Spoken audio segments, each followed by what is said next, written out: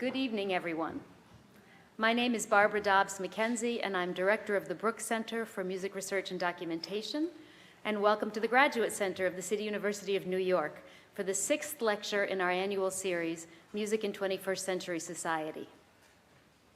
As you may know, the Graduate Center is the primary doctoral granting body of the wonderful enterprise that is the City University of New York.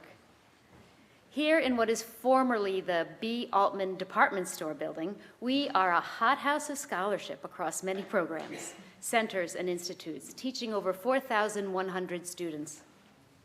In turn, our PhD students go out and teach over 200,000 CUNY undergraduates at the CUNY campuses across the 5 boroughs.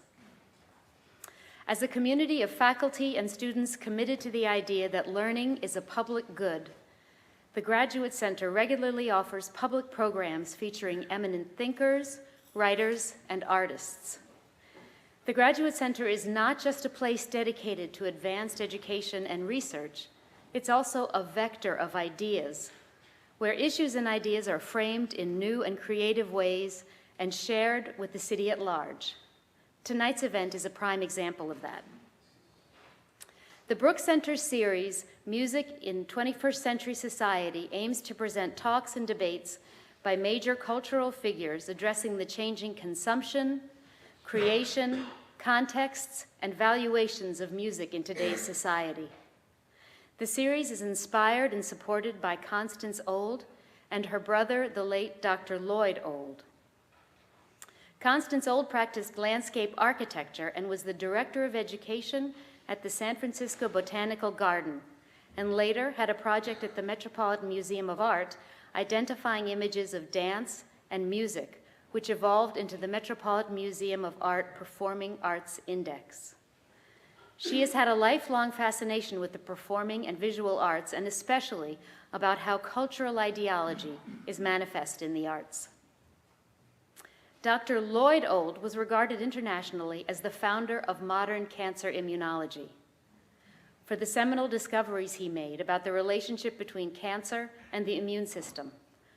Quoting the Cancer Research Institute, "Nearly every major advance, scientist, and research program in the field of tumor immunology can somehow trace its lineage back to him, either through his discoveries, his mentorship, the grants programs he established, the immense research infrastructure he built, or the many other ways he worked to build and advance the field." And imagine all that, even though his first aspiration was not science, it was music. He aspired to be a violinist, became concertmaster of his high school orchestra and the San Francisco Youth Orchestra, and following graduation went to Paris to study with violin masters in Europe. Upon returning to the United States to attend the University of California at Berkeley, he trained and played with the Griller String Quartet, Berkeley's resident ensemble. It was at Berkeley that Dr. Old's fascination for science grew. While continuing to perform as a musician, he simultaneously began pre-med studies, going on to medical school 3 years later. Sadly, Dr. Old died in 2011, a few months before this lecture series was inaugurated in April 2012 by the late Charles Rosen. His sister, Constance Old, has steadfastly carried on the series since then. Both of the Olds have had a strong commitment to bringing attention to the City University of New York, and particularly to the music programs here at the Graduate Center.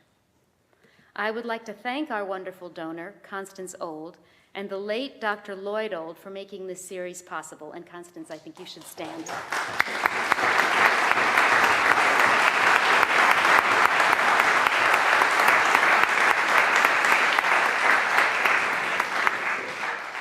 I would especially like to thank Anthony Pizza, who has curated all 6 events in our series, meaning he's done all the hard work to put these things together.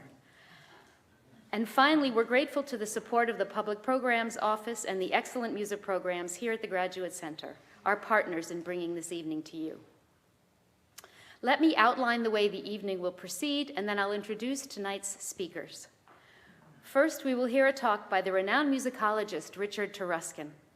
Then another renowned musicologist, Scott Burnham, will join Richard Taruskin back on stage for a conversation. Then there'll be a musical interlude in which Adam Kent will perform piano music by Shostakovich. And finally, there'll be a question and answer period with you. So now it's my great pleasure to introduce our esteemed speakers this evening. Scott Burnham was a faculty member of the musicology and music theory programs at Princeton University, and luckily for us, has now joined us here at the Graduate Center. His research areas encompass the history of tonal theory, problems in criticism and analysis, and music of the common practice era.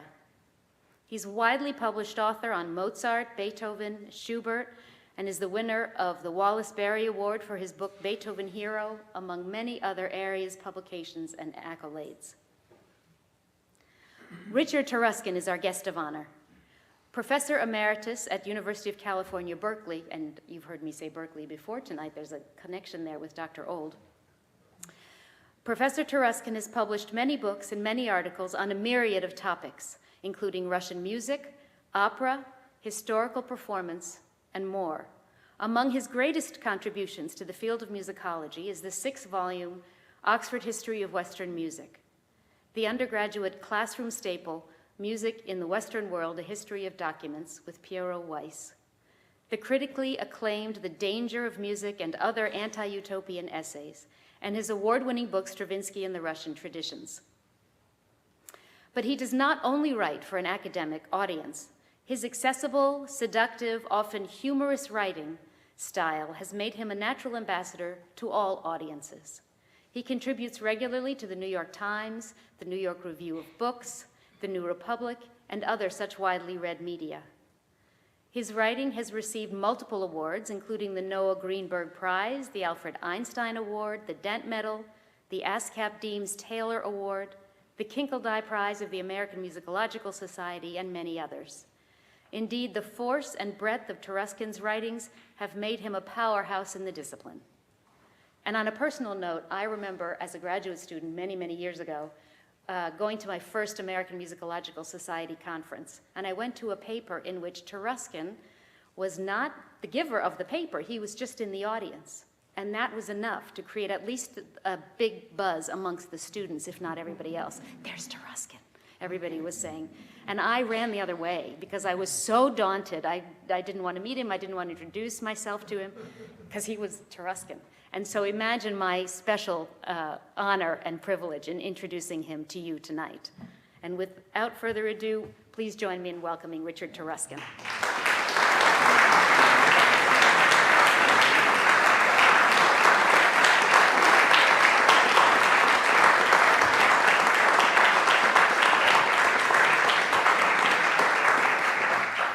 See, Barbara, I'm not so scary. And I would say to all of you, please don't be afraid. It looks as though I'm about to give a Fidel Castro address, perhaps in memoriam. And if I were Castro and you were Cubans, you would have to sit through it. But I'm not, and you're not, and you don't. It's just that for about 2 years now, I've needed new glasses. And since I've been dilatory about getting them, I have to print things out very, very big so that I can read it without having to peer at my paper. I'm so thrilled to be here and participating in this lecture series. This is the Brooks Center, and I knew Barry and Claire Brooke quite well, and so I'm very glad to be in this way paying tribute to them. I'm also conscious of the very distinguished previous speakers who I'm following, and especially conscious of them because of the previous speakers. One of them wrote the most favorable review that the Oxford History of Western Music ever received. And another of the previous speakers at these lectures wrote the most unfavorable review that the Oxford History received. So you see, I fit right in. Or I should say I fit right in between. So let's get on with it. I thought I'd begin the lecture itself by telling you how I know that God exists and that he watches over me. Have I got your attention now? It's because whenever I'm thinking deeply or obsessively about some topic or question, usually in preparation for an event like this one, God sends me clippings. Things turn up in my reading or in my mail or my email or even in the news or in conversation or in everyday experience that assist my thinking and even answer my questions. So doubtless you are rationalizing this. I'm just reacting to my surroundings and experiences with heightened alertness, you're probably thinking. No doubt. But there are always coincidences that go beyond that explanation, serendipities that simply come to me from God knows where. And if God knows where, perhaps he's the one sending them. Now, I've been invited to address you today because I'm, according to the publicity that CUNY has been sending out, America's public musicologist. How's that for an oxymoron, huh? Owing to fortunate friendships and, well, God-given situations, I've had many more opportunities than most academic musicians have had to write for general interest magazines and newspapers. In particular, as you've already heard, for the New Republic, when Leon Wieseltier was the literary editor there, and for the New York Times, when James Oestreich was classical music editor. I wrote a dozen or so pieces for Wieseltier and more than 60 for Jim Oestreich. My career as a public commentator lasted about a quarter of a century, beginning in 1986. It still trickles along. My durability in public media was due, I think, to my interest in politics, and in particular, to my interest in the interactions between politics and the kind of music that I studied and wrote about, that is, of course, classical music, which is reputed, along with the other arts and sciences, to be unrelated to politics, and therefore exempt from political or moral critique. Possibly owing to the upbringing I received and the social conscience with which it saddled me, I disagreed with that. And my disagreement was, as we like to say in the academy, my disagreement was transgressive. It broke a taboo, and it attracted rebuke. I found I could take it. And as my skin got thicker, my appetite for debate got stronger because I truly believed that the debates in which I found myself embroiled were important. And I still do believe that. And if my appearances as a public intellectual or a public nuisance are rare now, it's not because the debates are settled or because I have won or lost them, but precisely because they continue even though I've already had my say, and I am tired of repeating myself. So in order to avoid repeating myself, I decided to rely for this talk as far as possible on the most recent clippings that I've received from the good Lord. Most of the ones that I'll be describing to you were things that I came across after I started writing the talk. Like the one that arrived in the New York Times, the other day as I was writing this, so that's what I wrote here. The other day, November 15th, to be exact, under the headline, "It's official, many orchestras are now charities." Remember that article? Probably you saw it. The article was by Michael Cooper, the Times classical music reporter, and it documented a decisive shift in the balance from ticket sales to subsidies from individual donors in the budgets of American symphony orchestras. You might be thinking, so what? Classical music has always depended on patronage. You could even say that's one of the definitions of classical music. But since the early 19th century, patronage has been predominantly collective rather than individual. That's what buying tickets to concerts entails. You become a collective or member of a collective patron. The fact that for the first time since then, since the early 19th century, audience support no longer accounts for the lion's share of revenue for public musical performances is, for many, a grave portent, as Cooper writes, of what may happen. When I do this, it means I'm quoting. What may happen as classical music's footprint in the broader culture shrinks. And we all know that it is shrinking. And I don't want to take that lying down. And my way of fighting it is to stir up trouble. Public debate is good for the high arts, which, if left too much alone, can easily lapse into moral indifference and social irrelevance. Of course, we like to call it autonomy. So we need gadflies and we need contrarians, and if no one else is signing up, I'll do it.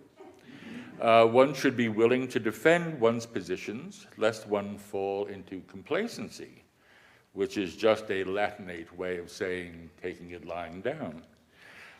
Not to recognize that danger is to put music in danger. God seems to agree, or else why would he send me so many clippings? Now, the first piece of mine that elicited wide public notice beyond the music profession was an essay that I published in 1989 in the New Republic.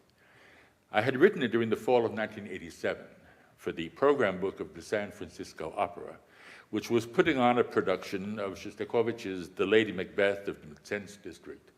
In Russian, Lady Macbeth comes out, Lady Macbeth. I love that, Lady Macbeth of the Mtsensk District. I was then newly arrived in the Bay Area after living 42 years in our fair city, where I had been pursuing a scholarly career on the faculty of Columbia University. I'd published a book on Russian opera and a bunch of scholarly articles and reviews, but the local performing institutions, the Metropolitan or the City Opera, the New York Philharmonic, and all the rest had taken absolutely no notice of me, nor did I expect them to. That was not the way in New York, where the academy and the public life of the arts rarely intersected, and I think they still fairly rarely intersect. That mutual isolation was considered normal, even desirable in those days. Academics were strongly encouraged to stay within their cloister, and forays beyond, unless you were a very well-established sage, were strongly de-incentivized. Who doesn't remember Milton Babbitt's prodigiously overquoted exhortation that the composer would do himself and his music an immediate and eventual service by total, resolute, and voluntary withdrawal from this public world to one of private performance and electronic media, with this very real possibility of complete elimination of the public and social aspects of musical composition. Now that was, of course, we snicker at that now, because it remains a very controversial thing to say about composers, perhaps more controversial now than it was in the late 1950s when Babbitt actually said it or printed it. But it was the opposite of controversial to say such a thing about scholarship. It was a truism with regard to scholarship. Indeed, you could say that Babbitt's whole argument was predicated on his belief that, to paraphrase a famous old aesthete, academic musical compositions should aspire to the condition of scholarship. But now, in the Bay Area, the public media were beckoning me. During my first week on the Berkeley faculty, my office phone rang repeatedly with requests for contributions, both written and oral, from the local opera and symphony, and it was one of the things that most convincingly reassured me that I had made an advantageous move by going out to Berkeley.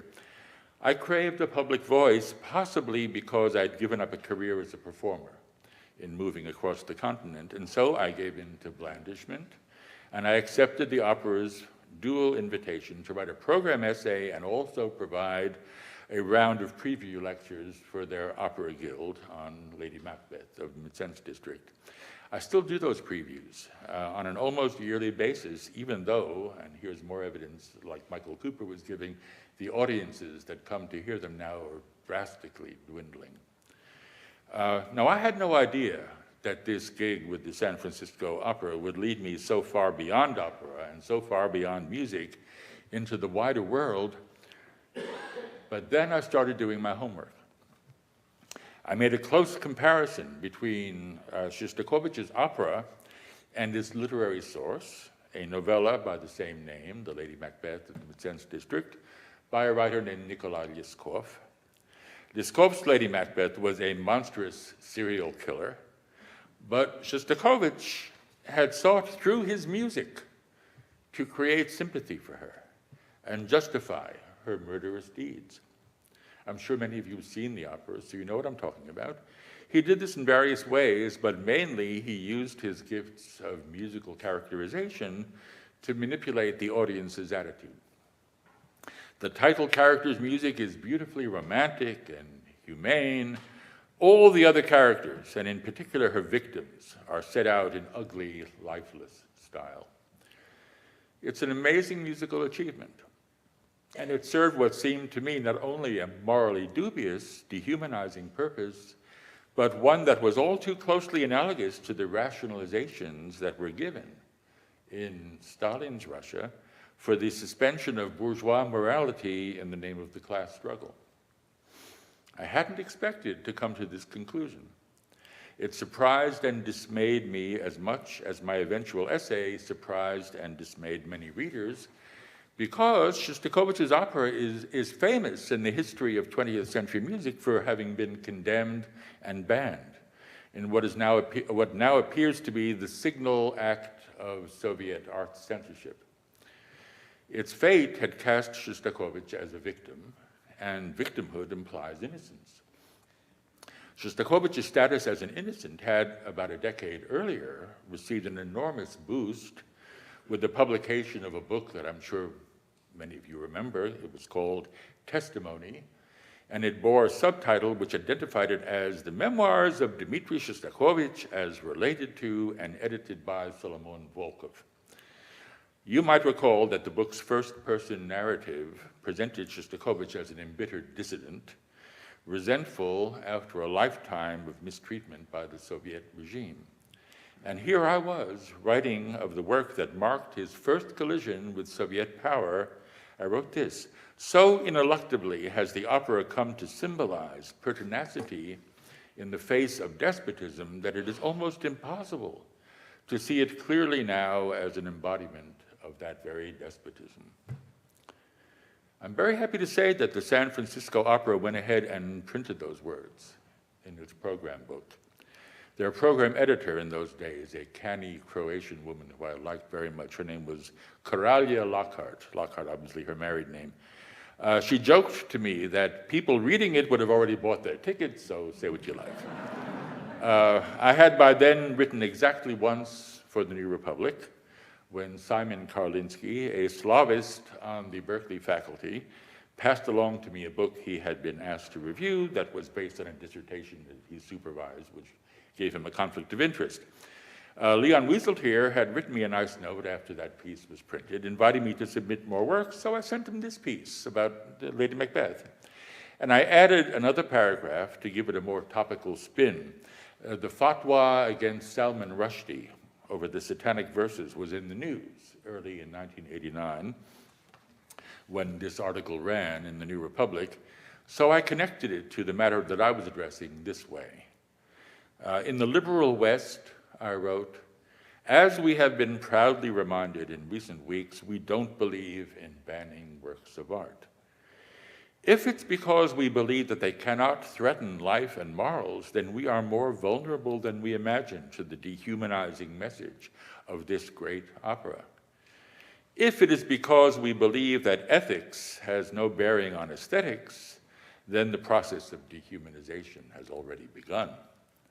If, for its inspired music and its dramatic power, the Lady Macbeth of the Mtsensk district is to hold the stage today, it should be seen and heard with an awareness of history, with open eyes and ears, and with hearts on guard." Need I even tell you that the mail ran very heavily and very abusively against me, or that writer after writer compared me with Ayatollah Khomeini, and of course with Stalin? That didn't surprise me, even though the paragraph that I just read to you, I think you'll agree, very plainly opposes censorship. I didn't find that surprising because I'd already noticed many times that artists and art lovers in the West had a hard time distinguishing criticism from censorship, even had a hard time understanding the meaning of the word "if." What did surprise me was my reaction to their reaction. I was exhilarated. What exhilarated me was not, or maybe I should say not just notoriety, but the fact that I had elicited an excited reaction from a non-professional audience with a serious discussion of a serious work of art. And that had become a rarity. The isolation of serious art from the sphere of public and especially political discourse, which, as I've tried to show, and which many others by now have also shown, was an artifact and a consequence of the Cold War in the West, was killing off interest in serious art. If stirring political debate could revive interest in it and prolong its life in our distracted society, well, deal me in. So I've actually sought opportunities to pit ethics against aesthetics. Not because one is right and the other is wrong, but, and here you'll recognize that I'm in the tradition primarily of Isaiah Berlin, precisely because both are right. Ethics and aesthetics, both of them actual goods, both of them actual values, they are, so to speak, independent variables. My other major skirmish along these lines, as you may recall, involved an opera I don't rate nearly as highly as I do Shostakovich's, and one that I subjected only to an ethical, not an aesthetic critique, and that only in passing, namely The Death of Klinghoffer, an opera masterminded by Peter Sellers, to whom I like to attribute it, its original director, with a score by John Adams and a libretto by Alice Goodman.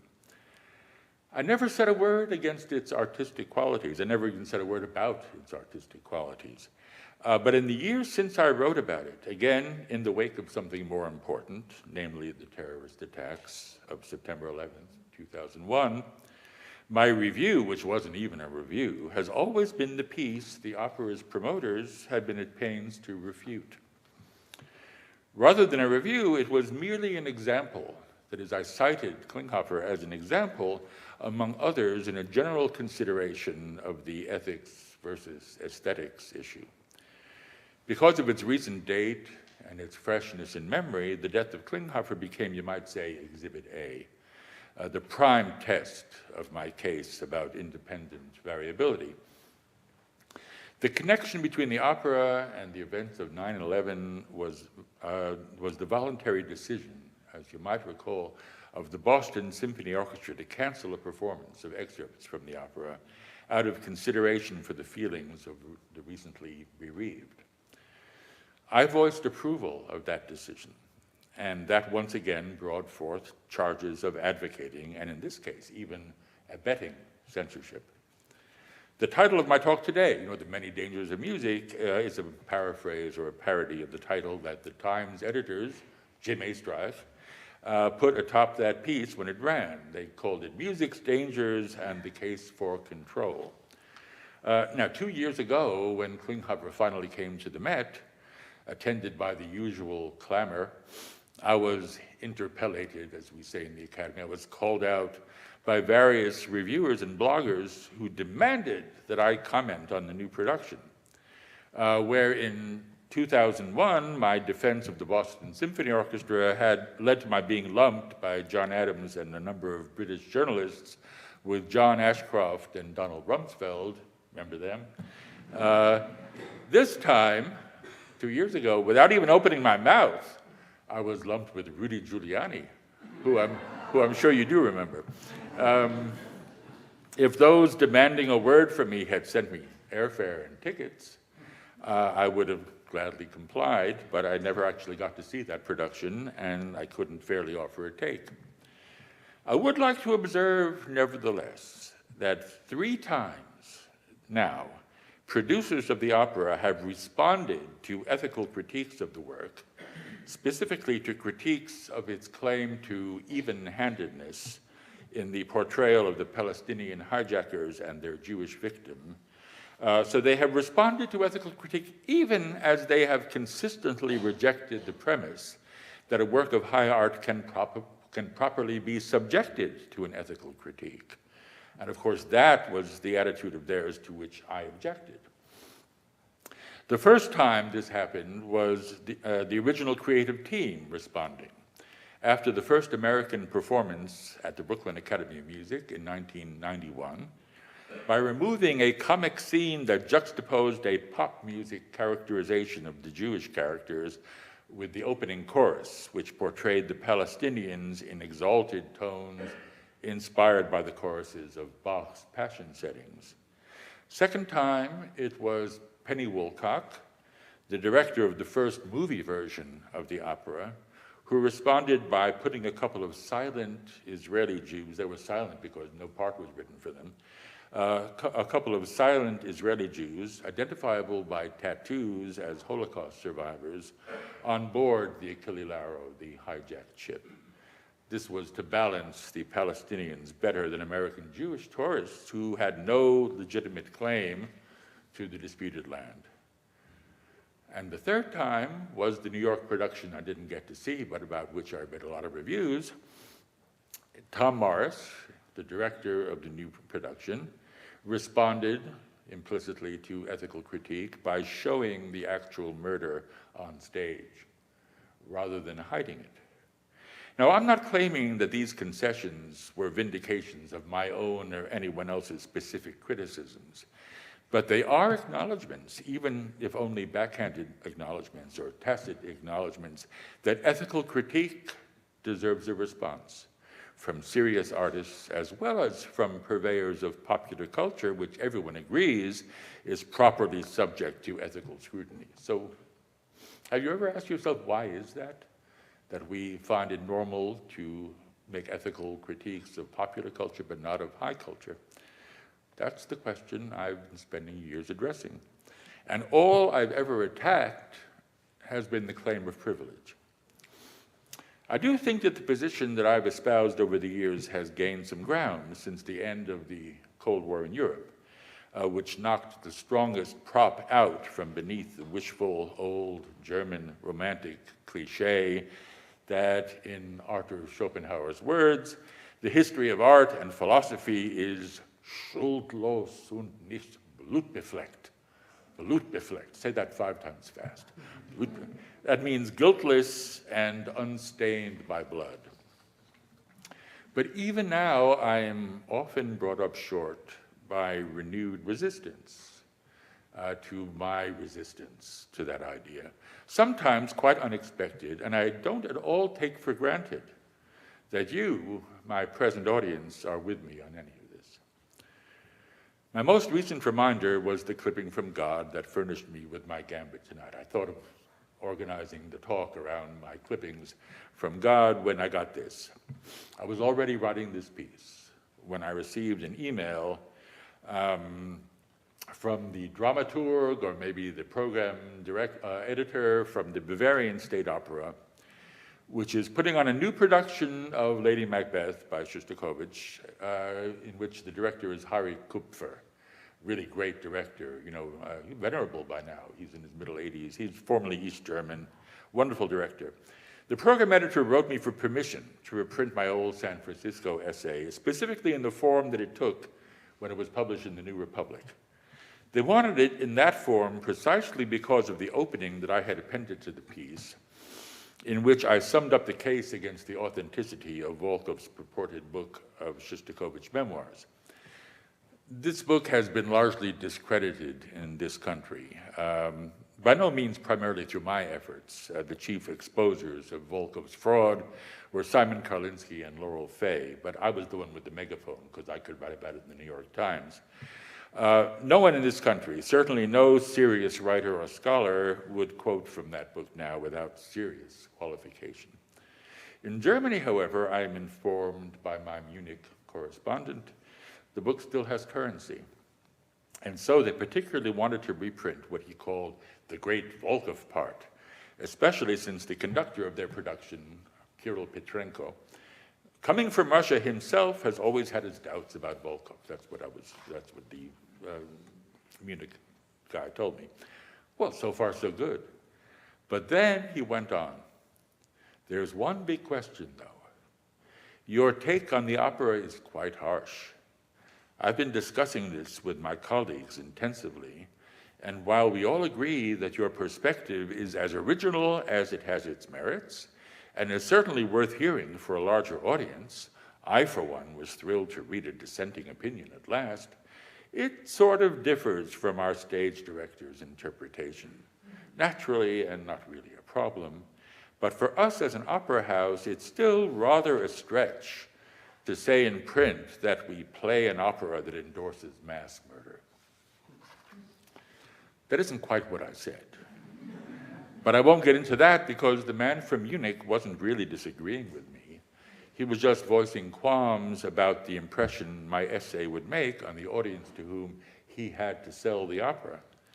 I've heard this sort of thing so often. What Taruskin says may be true, but I just wish he wouldn't say it. And it made me even more grateful in long retrospect to Corey Lockhart for her jovial reassurances when I published the piece for the first time in the San Francisco Opera program. You might be thinking that this example only illustrates the difference between scholarly and commercial pursuits, we scholars being the virtuously disinterested ones. I will show you, though, that I have met with very similar and at times even more intransigent resistance from my own corner, from our own corner, I might say, to the academics like me who are listening. The Munich editor, evidently a very perceptive and subtle man, didn't ask me to suppress my opinion. He only asked that I add one last paragraph that discusses the value of a performance of this piece today. Why is it important to keep it on stage and ask ourselves the questions it poses? It seems to me that you do think this opera, as horrifying as it is, still has some greatness to it. Well, yes, indeed I do. And that's precisely why the ethical issues are worth discussing. Mounting a potent ethical challenge to what I see as destructive complacency about aesthetics requires that it be directed at objects that have unquestioned or even unquestionable aesthetic value. Denunciations, for example, of blackface minstrelsy or the caricaturing of religious or ethnic minorities in Tin Pan Alley songs, which are very common in the musicological literature by now, they raise no one's temperature because no one's cultural capital is invested in such repertoires. Susan McClary's, you know who she is, right? Susan McClary's stroke of genius was to aim her feminist strictures at Beethoven's Ninth Symphony, which of course is the icon of all classical music icons. No one could be indifferent to her onslaught. Unless you were a misogynist and proud of it, your aesthetic and your ethical commitments were placed in conflict. To attempt a refutation meant arguing on her ground, which is why most of those who engaged with her didn't actually try to deny that the first movement of the symphony contained, as she wrote, one of the most horrifyingly violent episodes in the history of music, let alone that it was an expression of the murderous rage of a rapist, which she put in the original version, which never had much exposure except people who were denouncing it. But that's what people mostly did in response to this. They denounced the assertion rather than argue with it. Nobody objected when Donald Francis Tovey called that very spot in the Ninth the heavens on fire, as Scott Burnham, with whom we'll be talking later, reminded me in his recent plenary address to the Society of Music Theory. Everyone recognized that that was just a metaphor. Well, guess what? McClary's interpretation was also a metaphor. That's all we've got when we talk about music, as Scott was reminding us. Scott gracefully, if tacitly, acknowledged McClary's version when he wrote of the sense of sublime catastrophe in those bars of Beethoven, sometimes heard as a forceful collision, sometimes as transgressive violence, that was the acknowledgement of McClary, always as supremely unsettling. So is there nothing to choose between them, between her metaphor and Tovey's metaphor? Scott certainly meant to imply no such thing, and neither do I. Which metaphor we choose makes a huge difference. And I mean to redeem this moment with something much bigger and much more basic in conclusion. In my most recent email to the Munich program editor, I gave him leave to write the requested paragraph himself, since I couldn't do it well enough in German, prescribing that it distinguish carefully between description, critique, and censorship. Putting our hearts on guard, that's the metaphor that I used in conclusion, means recognizing that there's a difference between arguing for mitigation of a crime, the way any decent defense attorney would do, and regarding a crime as virtuous, as totalitarian legal systems often do. The music associated with the title character in Shostakovich's opera does very powerfully signify moral worthiness and even innocence. The part about hearts on guard I wrote to my Munich correspondent is a comment on the unique persuasive powers of music, especially operatic music, the unique persuasive power that operatic music has always exerted on listeners, only masked, never diminished, by the formalist postures so common in the 20th century. Music makes great propaganda. If I were rewriting the essay now, I would include some more evidence that God sent me after I began writing this talk, and actually after I had my correspondence with the man in Munich, in the form of a book by wonderful Russian-born British musicologist Marina Frolova-Walker, who wrote a book just out on the deliberation of the juries that awarded the Stalin Prizes for music between 1940 and 1956. She shows us Shostakovich in action, and he emerges from the documents that she has unearthed as a functioning member of Soviet organizations and cultural institutions, performing not as a holy fool, the way Solomon Volkov characterized him, but as a canny politician. On the Stalin Prize jury, Shostakovich, far from a holy fool, was a holy terror. Outspoken, often to the point of tactlessness, exigent to the point of embarrassing his senior colleagues in pursuit of musical standards, and not only musical ones.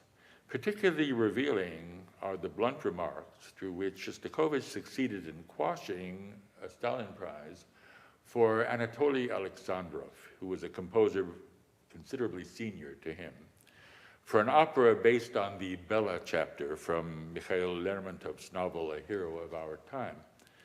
For all the excellent musical language, good technique, expressiveness, and the undoubted talent of the composer, he said, the weakest aspect of the opera lies in the lack of any well-defined and expressive characterization.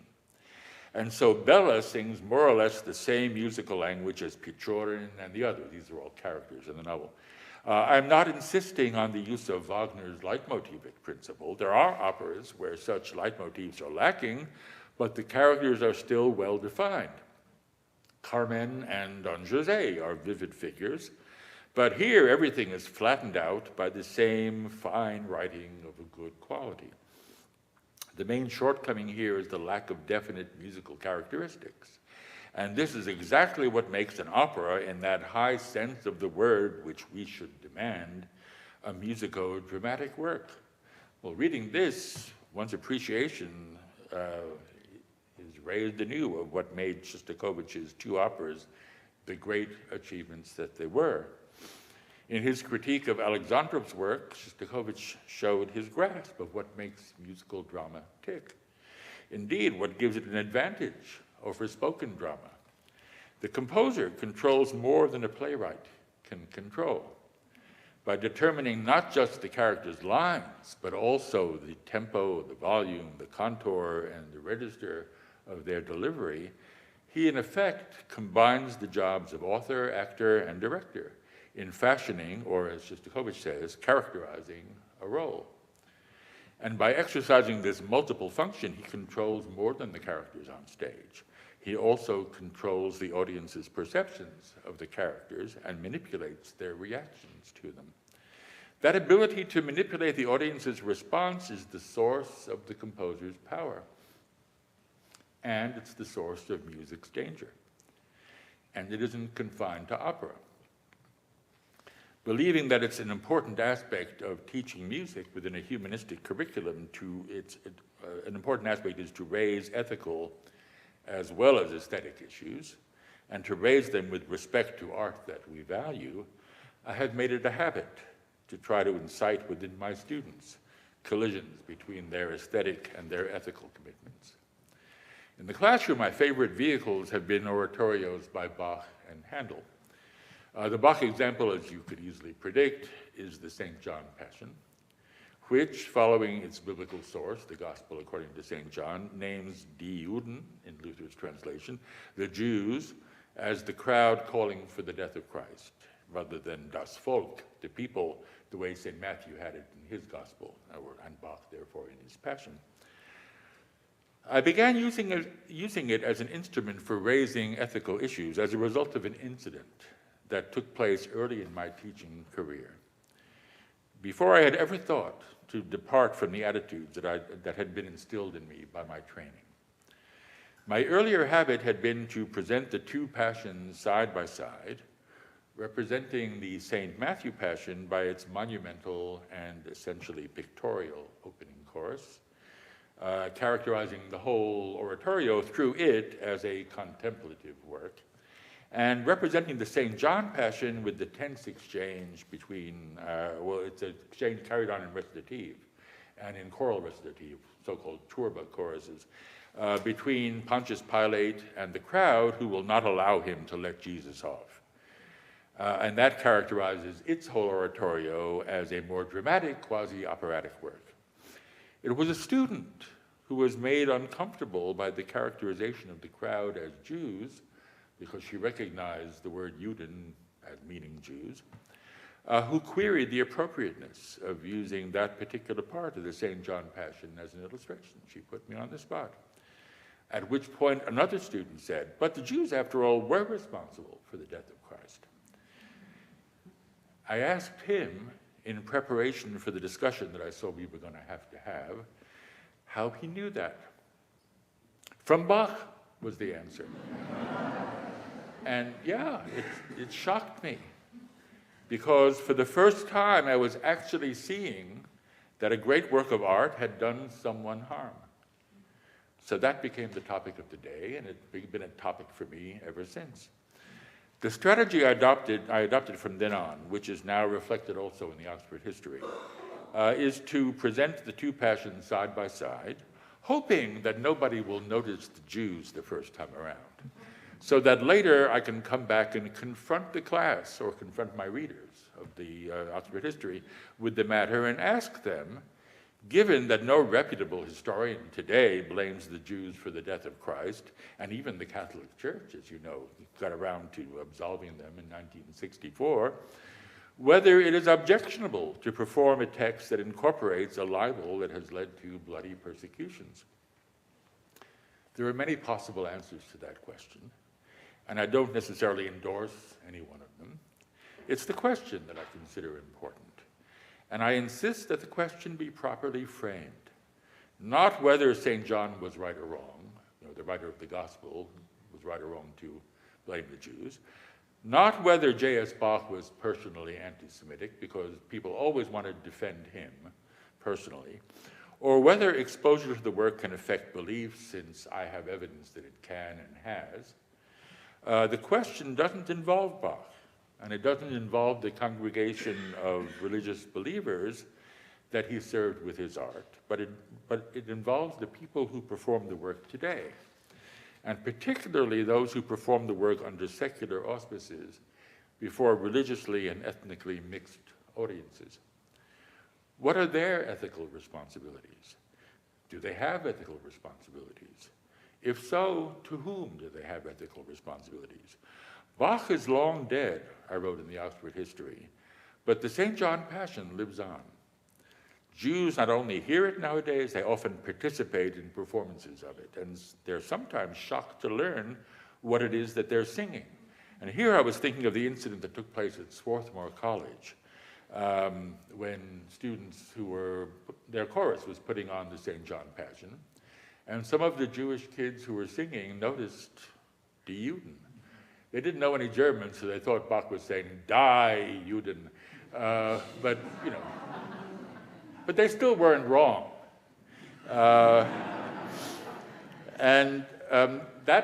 The way they solved it at Swarthmore was to call Professor Michael Marissen on their faculty, who was a Bach specialist, into the discussion, and eventually it resulted in the publication of his wonderful book called Lutheranism, Anti-Judaism, and Bach's St. John Passion, which I very heartily recommend to you.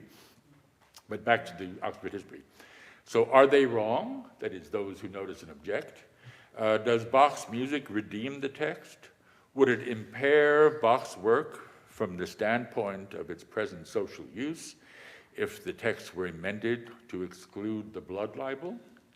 And if people disagree about the answers to these difficult questions, on what basis can they be adjudicated? It's no part of the purpose of this book to provide the answers to this question, but it is integral to its purpose to raise them. So let me ask you, do you agree?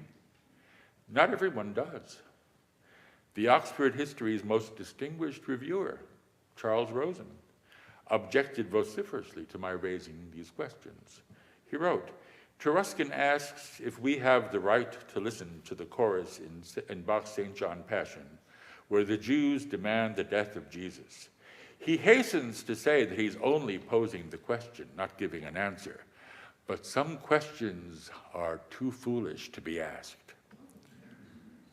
Actually, I agree with Rosen. That question is indeed too foolish to be asked, but it wasn't my question.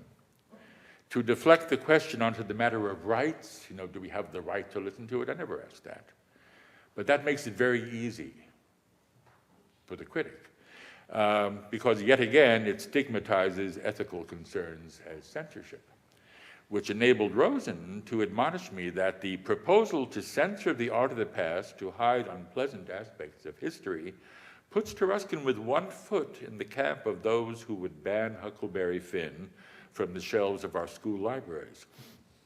But as I hope you will agree, I actually am with both feet in the camp of those who would insist on devoting time in the classroom to examining Huckleberry Finn precisely and explicitly in an effort to understand unpleasant aspects of history as a way of strengthening our ability to view the beliefs of our ancestors and our own beliefs as well, freely and critically. That, after all, is the purpose of education and of scholarship. At least that's what I think. But perhaps more debatably, I contend that a promise not to censor implies a promise to critique. And I've been acting on that contention in my public work.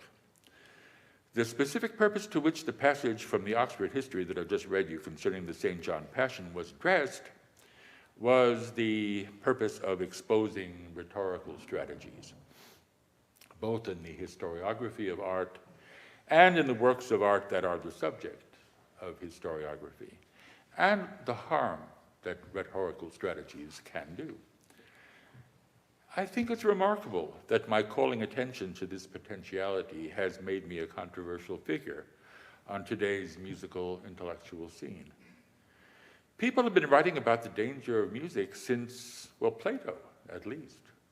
The danger of art in general, actually, in the case of Plato. There's no music history text or anthology of source readings that doesn't include the passages from the Republic on the dangers of music. The ethical thread runs through the whole history of music and philosophy, from St. Augustine and any number of other church fathers to Vincenzo Galilei and any number of other Florentine humanists, all the way to Wagner, to Nietzsche, to Tolstoy, and into the 20th century when people began to laugh the question down. Here's a story we've all snickered at, I'll bet, which was already old in the time of Boethius, who wrote in the 6th century after Christ. And Boethius asked, "Is there anyone who does not know the tale about the young man from Taormina who, drunk and excited by the sound of the Hypophrygian mode, was calmed by Pythagoras, who brought him back to his senses by changing the music to a spondee? Whereas a prostitute had been locked up in the house of a rival, and whereas he, in a frenzy, wanted to burn the place down, Pythagoras, who was watching the night sky as usual and observing the course of the stars, having realized that, excited as he was by the Phrygian mode, he would refuse, despite the many warnings of his friends to change his mind, advised that the mode be changed, thus tempering the frenzy in the young man's soul and restoring him to a peaceful state of mind. I once heard a wonderful old medievalist musicologist named Luther Dittmer, who was a City University professor, so maybe some of you remember him. I saw Luther Dittmer get a very easy laugh by telling a version of this story and adding tunings on request. Now, from then on, I got the same laugh many times. You know, that's how academic humor works. We steal it from each other. But that laugh is a nervous laugh. Even if this version of musical ethos is hyperbolic, the way parables are always hyperbolic, right? We all know that the phenomenon that it dramatizes is real. It is not that musical ethos has been refuted and we no longer believe in it. Rather, it has been exercised and we no longer assent to it. When we're talking, that is, about classical music. In other musical contexts, discussion of musical ethos is allowed. The translation from Boethius that I just read comes from the American edition of a very serious study by Gilbert Rouget, a French ethnomusicologist who, by the way, last July celebrated his 100th birthday, still alive. The book is called Music in Trance, and it's a book mainly about contemporary African music. So in the study of cult music, ethos is tolerated. Another area in which American ethnomusicologists and sociologists enthusiastically study musical ethos is in the context of political and social activism. One of the clippings God sent me as I started work on this talk came by way of the AMS list, the web list of the American Musicological Society, which on November 9th, last month, sent around an announcement of a conference at UCLA to take place this coming April. The propedeutic accompanying the call for papers asserts that music is an art tradition that historically foments new collective identities and galvanizes movements, relays a complex relationship between cultural tradition and cultural change. How does music reflect and respond to evolving political climates? What solidarity arises from the unifying effect of music implemented in action? How can music elicit social and political change? This conference seeks to investigate the intricate and infinite ways in which music, culture, and social movements interact. Mutatis mutandis, that might have been written by Saint Basil of Caesarea, 200 years even before Boethius. His homily on the Psalter, on singing psalms, familiar from any number of classroom anthologies, including the one that I put together with Piero Weiss, is precisely about the solidarity that arises from the unifying effects of music implemented in action. That passage might also have been written by Rouget de Lille, who composed the Marseillaise, or by Pierre, and I don't know how to pronounce his name, is it De Gater or De Gater or De Gater? He was Belgian, so I don't know whether to say it in Dutch or say it in French. But you know who he was? He composed L'Internationale. Or Horst Wessel, if he was indeed the author of the tune to which his lyrics have been sung since Joseph Goebbels declared the so-called Horst Wessel Lied to be the official Nazi anthem. Or by Andrei Zhdanov, Stalin's culture czar, whose doctrine of socialist realism was heavily, though of course tacitly, indebted to Tolstoy's ideas about artistic ethos, particularly the infectious power of music. And now we may begin to understand the taboo on the matter of musical ethics in the name of pure aesthetics, against which I've been working by calling attention to the dangers of music. For a pithy endorsement of the taboo, I call predictably upon Igor Stravinsky, the most usual suspect in this connection, who made the insulation of art one of his life's missions. We can all probably quote his most famous pronouncements along these lines, but here's one you may not have heard. In one of the very last of his so-called conversations with his ghostwriter, Robert Kraft, Stravinsky goes on a counteroffensive against the charge of aestheticism, which he defines ad hoc as the self-sufficiency, or as it may be, the selfishness of an artist who refuses to come out and play. He, of course, rejects the charge of aestheticism, suggesting that it originates in my lack of sympathy with the use of music as an advertisement for extra musical causes, even the greatest symphony, as I see it, being able to do very little about Hiroshima. Indeed, the greater the symphony, this seems to imply the less it can do, and the less it should do. For one of the things this statement seeks to accomplish is the differentiation of high art music from the lower, more ephemeral types that, in the words of the UCLA conference announcement, reflect and respond to evolving political climates. Love it or hate it, high art, and here Stravinsky willy-nilly agrees with Tolstoy, hence with Zhdanov, high art, not to mention, with Tolstoy, with Zhdanov, not even to mention Pierre Bourdieu. High art creates social division more readily than it creates social solidarity. Stravinsky's opinion could be interpreted as a justification of moral indifference, the debased precinct to which aesthetic autonomy, too zealously defended, will inexorably descend. Or it might be seen in a better light as a defense against the subversion or distortion of artworks in the interest of propaganda. In that sense, classical music has been literally a safe space for artists and their audiences. Literally, yes, but I would insist not actually. It's because I don't believe that the space we have created for it is truly safe, and because I do believe that our repression of ethics from the discourse of classical music has indeed harmed it, that I have become so interested in exposing and accounting for the taboo and bringing its premises, both witting and unwitting, to light, in hopes, ultimately, of bringing it down. You may be getting ready to tell me, as I have been so often told, that I'm beating a dead horse. But I have proof that the horse is still kicking. God sent me the proof.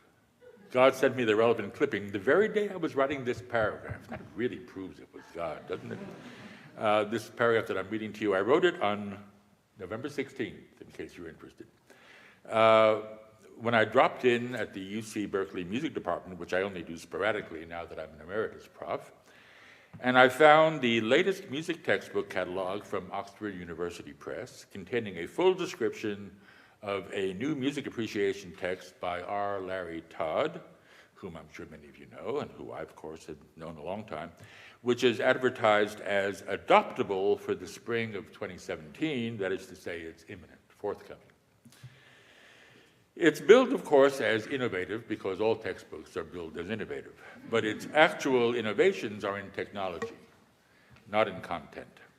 One of its format features is a why listen paragraph that comes at the beginning of each chapter. So here's the paragraph telling us why we should listen to romantic music. Somewhere in the second half of the 18th century, the status of music began to rise among the arts. Until then, music had often been regarded as a diversion because of its association with subjective emotional experiences.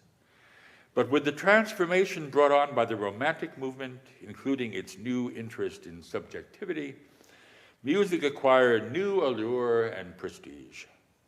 By the late 19th century, music's position among the arts had changed considerably. The influential English critic Walter Pater captured music's new importance when he wrote that all art constantly aspires toward the condition of music. I was conducting us because I'm sure we could all have said it by heart, right? All art constantly aspires toward the condition of music. Now, I know that it's unfair to my old friend Larry to appear to single him out, because he's only doing what we have all been doing for a very long time. But by quoting a forthcoming, that is not yet but soon to be published, commercial text, I can show, I think, irrefutably that we're still doing this. And what we are doing when we quote Walter Pater is to remove music as an art, insofar as it is art, at any rate, from the wider world. The condition of music, as he put it, did have to do with subjective emotional experiences, as Larry writes, but only with emotional experiences engendered by music.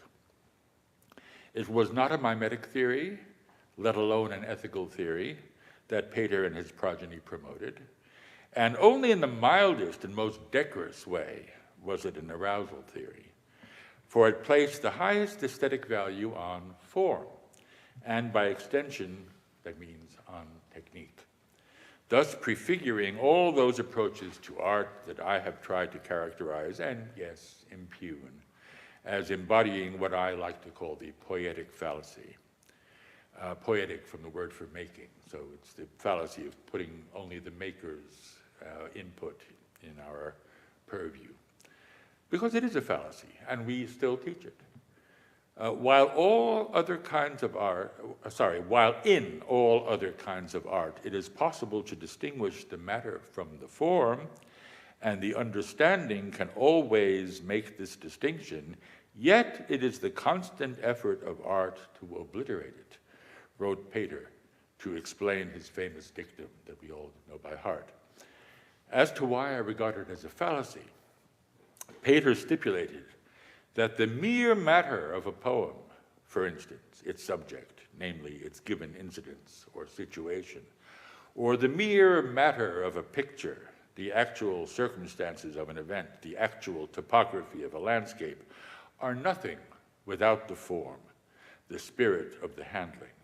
So far I agree, as would anyone, I suppose, because art is different from nature, yeah?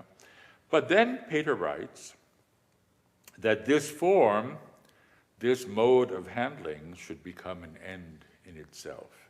And further he writes, this is what all art constantly strives after and achieves in different degrees, with music which has no necessary natural model out therefore in front, thus providing the other arts with an object for emulation.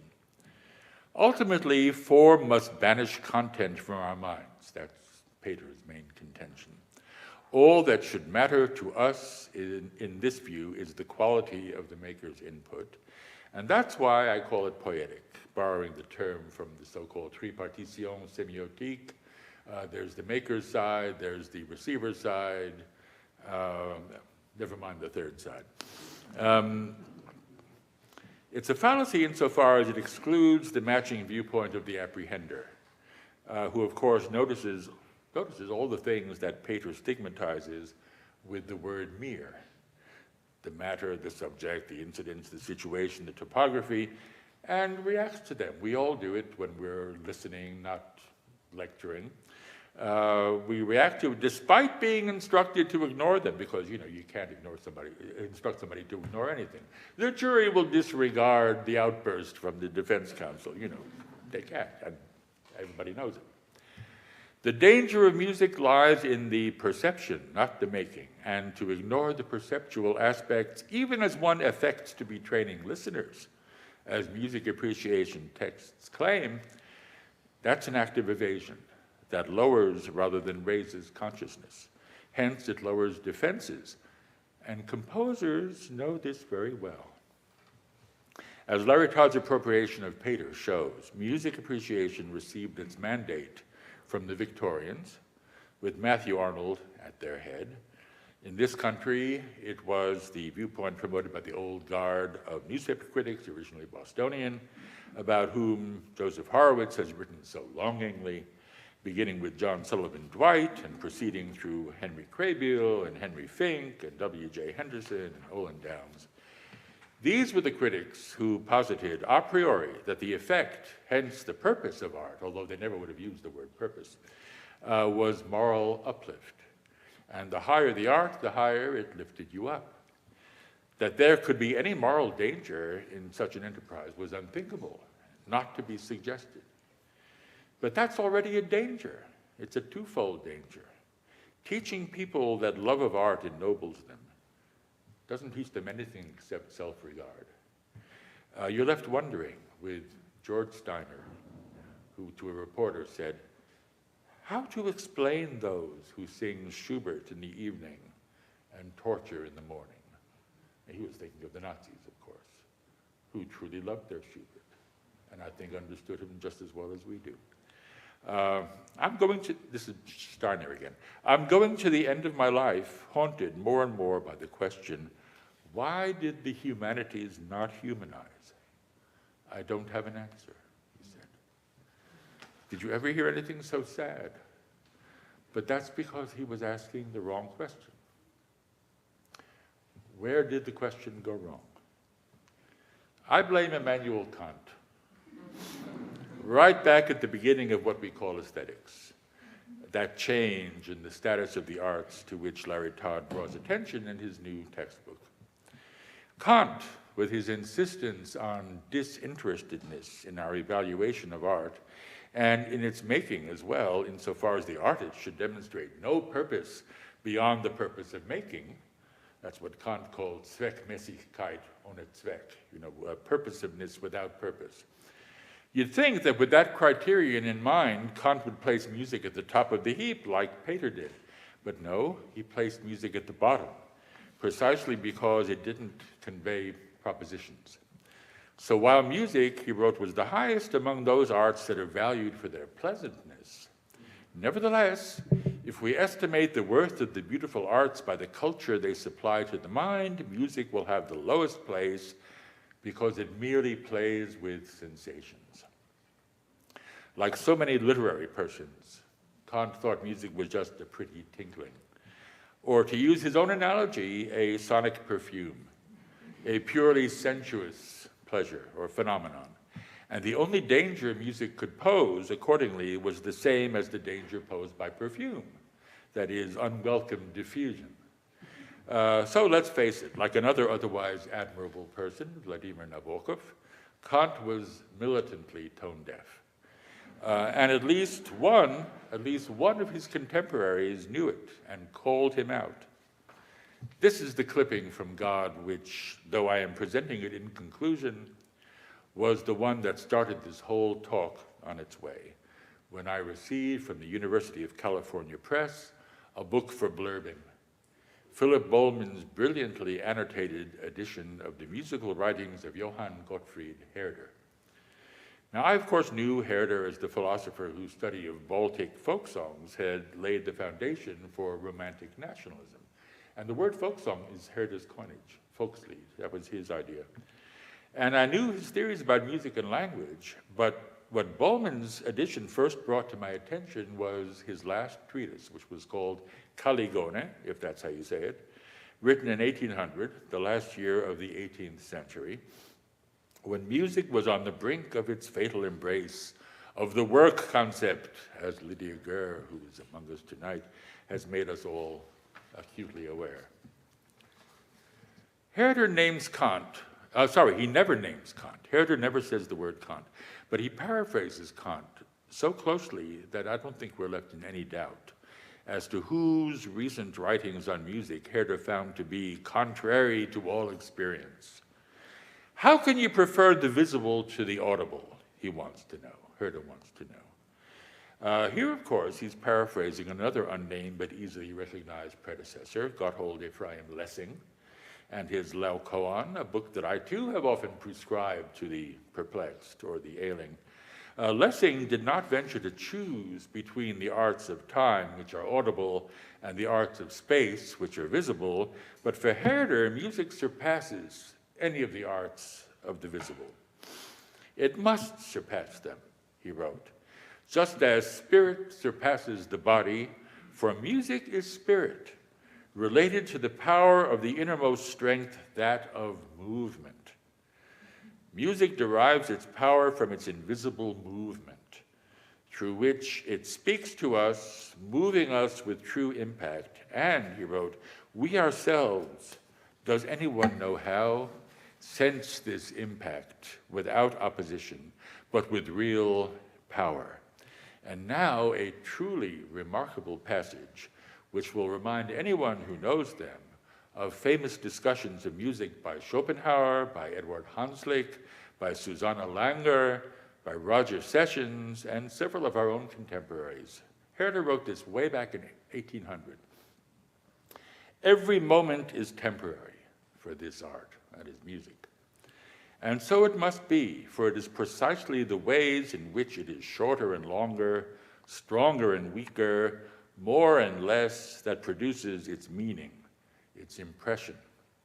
In its arrival and departure, in its becoming and being, therein lies the conquering strength of sound and its perception.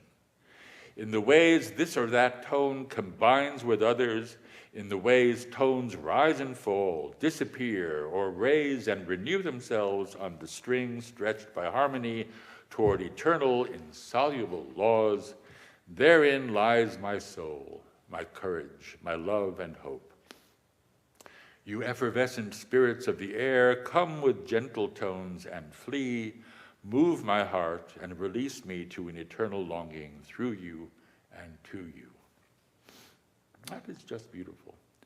And I think it's also correct. And of course, it's yet another metaphor. But it's not just another metaphor. This one, despite Herder's disclaimer when he says, does anyone know how? Despite that disclaimer, this really explains something. It's the earliest attempt I know, and I've checked with some of my philosopher friends, and it's the earliest attempt they also could recall, to actually try to account for the effects of music described by Plato in that passage that always comes first among our source readings. I'll quote the translation that Oliver Strunk used to open his classic anthology that I'm sure a lot of us remember it by. Education in music is most sovereign because more than anything else, rhythm and harmony find their way to the inmost soul and take strongest hold upon it, bringing with them and imparting grace if one is rightly trained and otherwise the contrary. And Herder's idea resonates equally well with some of the latest such avowals, with one of the latest such avowals by Roger Sessions in his book Questions About Music, who wrote that what music conveys to us is the nature of our existence as embodied in the movement that constitutes our innermost life. These avowals of the power of music are at the same time warnings of the dangers of music.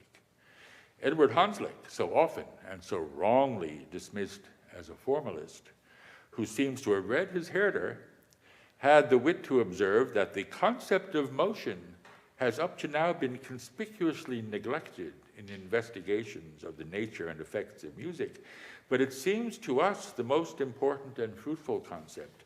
And he ensconced the notion of musical motion in his famously inscrutable and untranslatable slogan that music consists of tönen bewegte Formen, sounding forms in motion, or something. He then devoted the rest of his book, having made this definition, he devoted the rest of the book to a very frantic effort to contain the force of this motion. He frankly acknowledged the danger. He wrote, "The other arts persuade, but music invades us." As you may have noticed, Herder's motion metaphor is actually a double metaphor. Or maybe it's a pun, playing on the transitive and intransitive meanings of the verb to move. Music moves, and because it moves us. But as Herder also knew, there's an actual, physical, tangible basis for the metaphor, or rather the many metaphors of musical motion in the physics of sound production. So the levels of motion in music, actual and virtual, are at least three. Do not all bodies emit a sound when they are struck and made to reproduce themselves elastically? Herder asks. Is there not a medium that takes up this sound, carries it forth, and conveys it to other harmonious bodies? What is sound, therefore, but the voice of all agitated bodies, projected out from within, declaring softly or loudly to other harmonious beings their suffering, their resistance, their agitated energies. So music works through Bewegung, which in this context I would like to translate as activation. Bodies are activated, their vibration activates the air, which activates our sense organs, which through a mental process involving metaphor activate our emotions and ultimately our behavior. Almost as if speaking across the centuries directly to you, Lydia Gurr, and the writers that you've interpreted, and almost as giving voice to my own critique of the poetic fallacy. Herder wrote that the product of all transitory arts is effects, not works. This works better in German. Wirkungen, nicht Werke. He takes this very far, so far as seemingly to deny that there can be such a thing as musical form.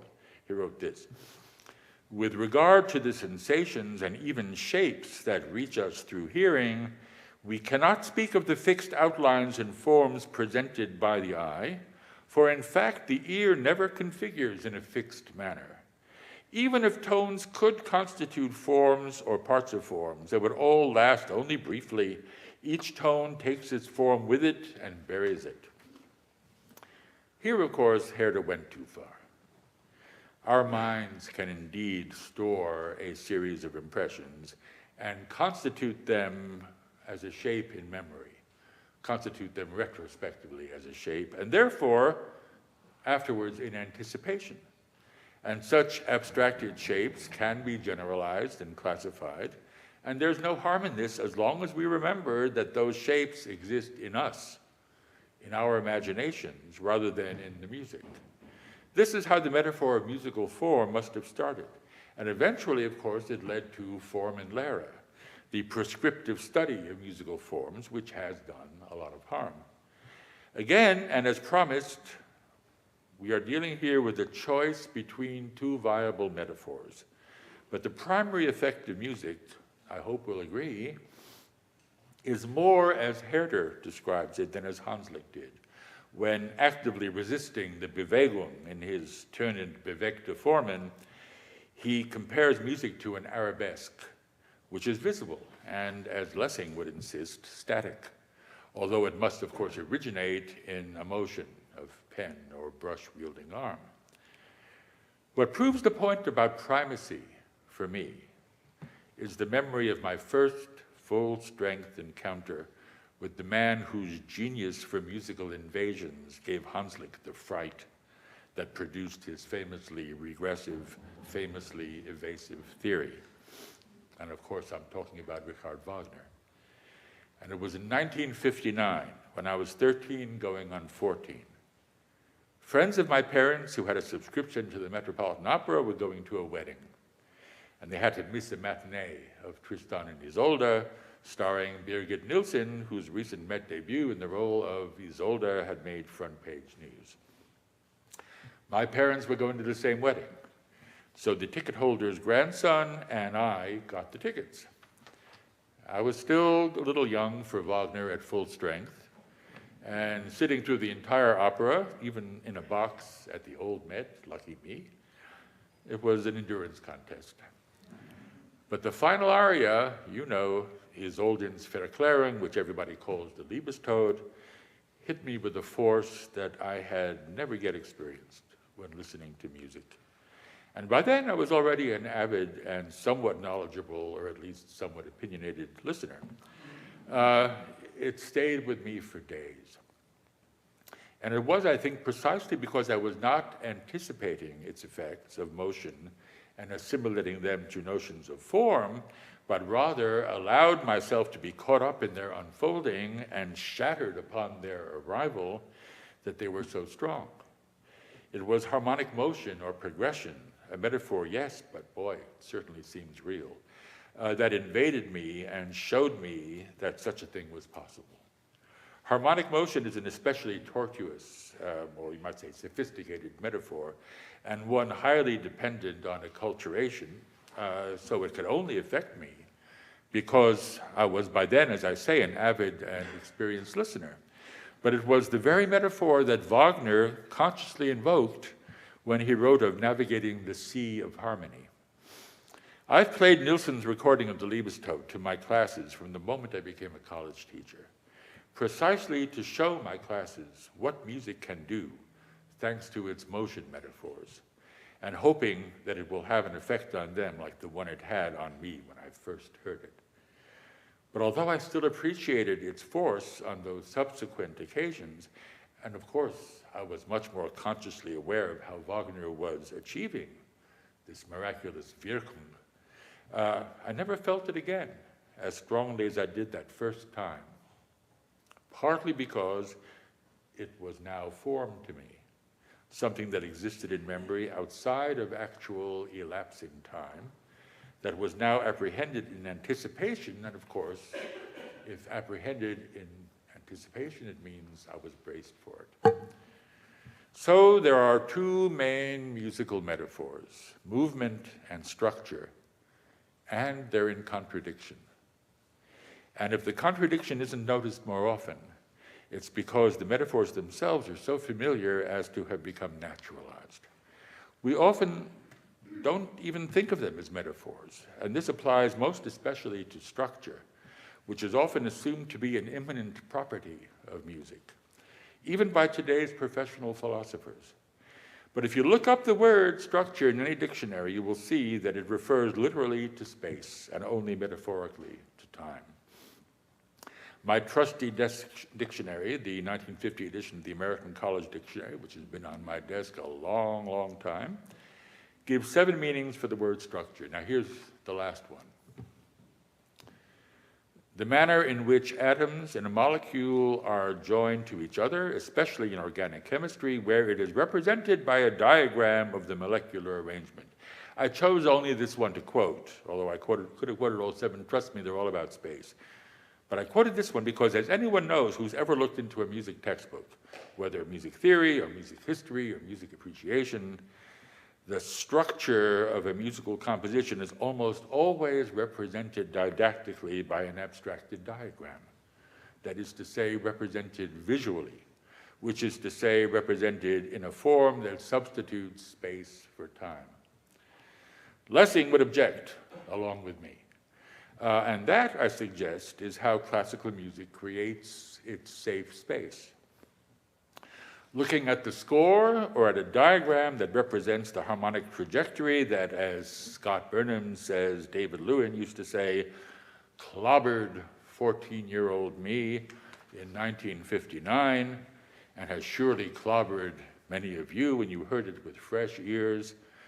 If you look at it as form, as a diagram, you can easily say with little Alice, why, you're just a pack of notes.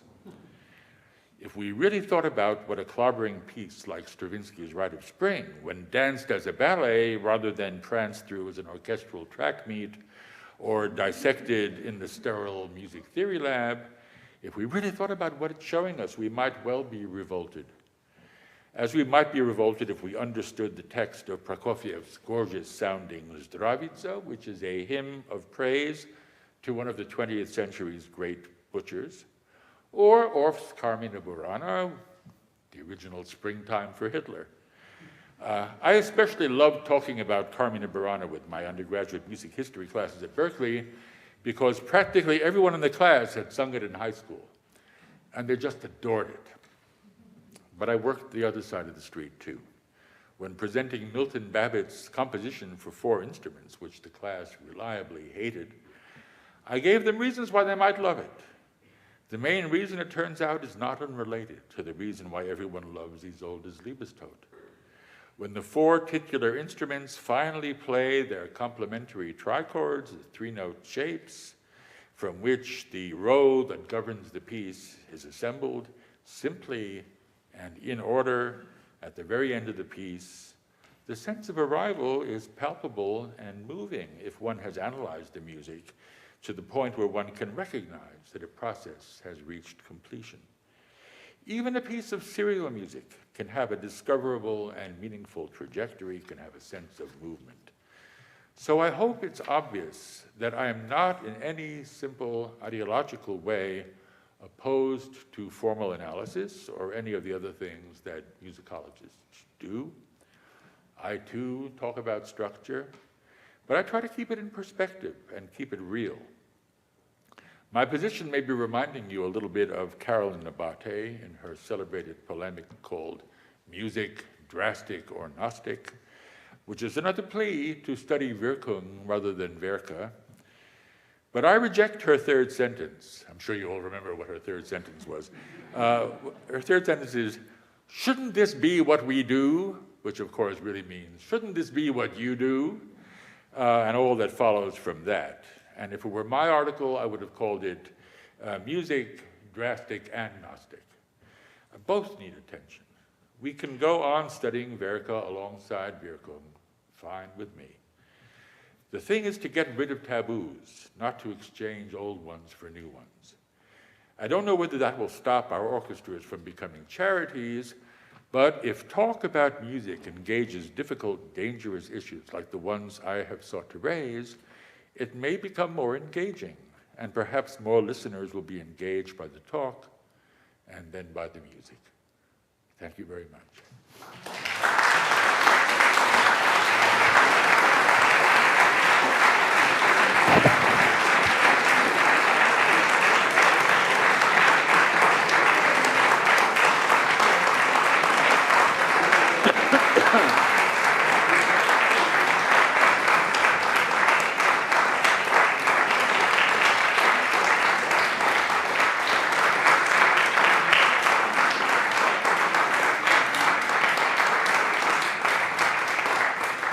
Does that mean you agree?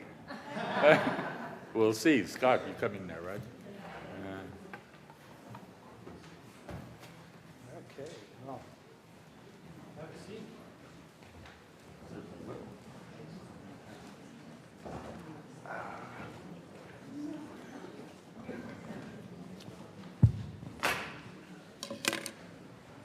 So Richard and I have actually been having a conversation for most of the afternoon today.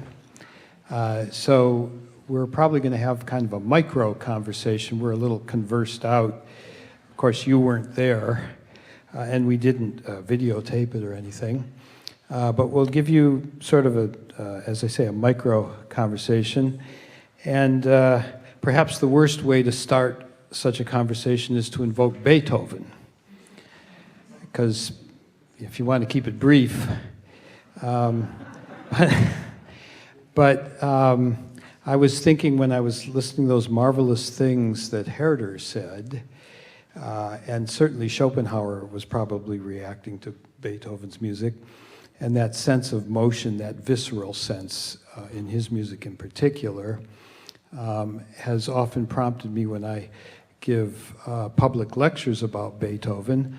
I have one that I've done many times, which I call the Beethoven difference, and it begins like this. Why is this composer different from all other composers? And then I go on to say that in some sense he's more than a composer, because the music is sort of morally dangerous in the sense that you're developing. It's been appropriated by all sorts of regimes under the name of brotherhood. And one such regime, easily the most noxious of all, made it into my classroom once in an indirect way. And I just wanted to tell this little story and ask you to react to it. So I was playing a Furtwängler recording of the slow movement from the Ninth to my undergraduates. And boy, I mean, the way that he stretches the tempo at the beginning of that thing. You may remember there's a little chromatic bump in the bass line. And compared to how Furtwängler does it, it's just a speed bump for most composers, most conductors. He really makes a thing out of it and all this. And it's a live recording, and it was recorded in Berlin, and it was recorded in the maybe 1942, I think, or thereabouts. April 20th. I know because that's Hitler's birthday. That's what they were celebrating in the night. Oh boy, I didn't know that. Well, that even adds more to this. So then we heard some coughing. And then I explained to the students as this beautiful music kept playing, that due to the placement of the mics in the Berlin concert hall, the microphones, that coughing was clearly coming out of the foremost box of the second level. And so what they were hearing was the coughing of high-ranking Nazis, interspersed with the sound of this movement.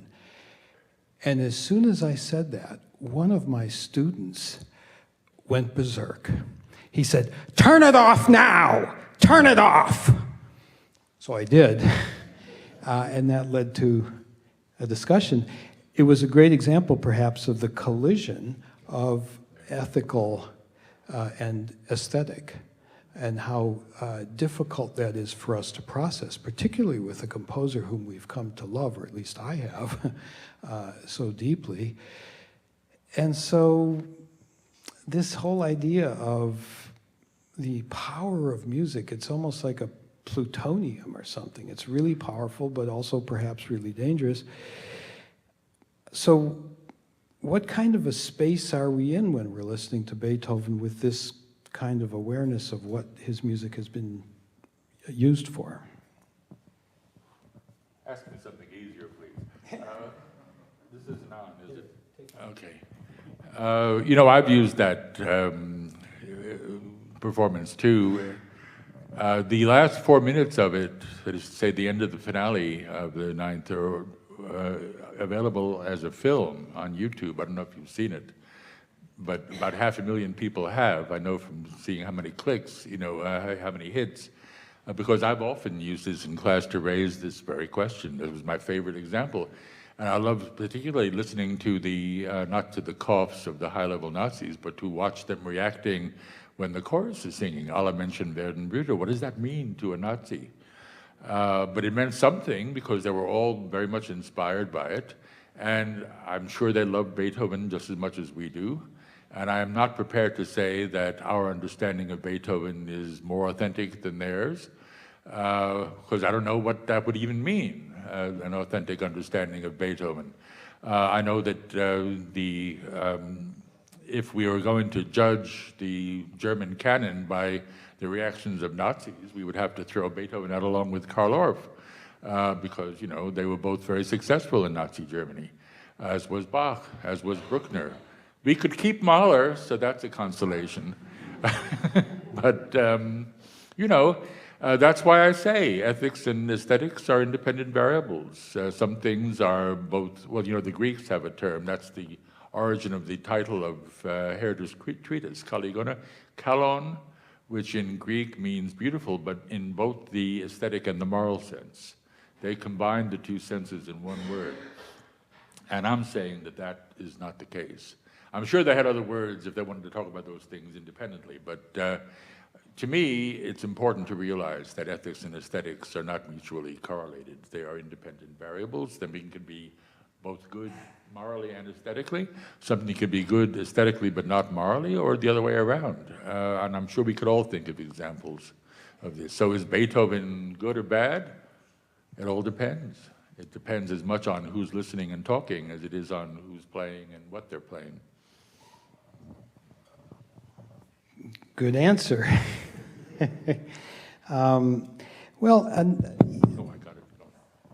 Also, I was struck by so many things in your talk. And one was this thing that Hanslick said, that music doesn't just persuade, it invades. There was actually a PhD dissertation at Princeton about 20 years ago by a guy named Elliot Handelman. I don't think he's in the field any longer. But it was called Music as Secondary Consciousness.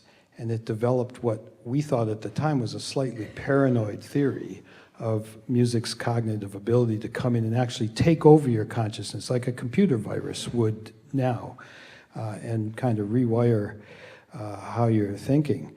But this powerful effect and almost manipulative, manipulative, like you talked about yes, and Beethoven, surely he's the guy who grabs you by the lapels, right?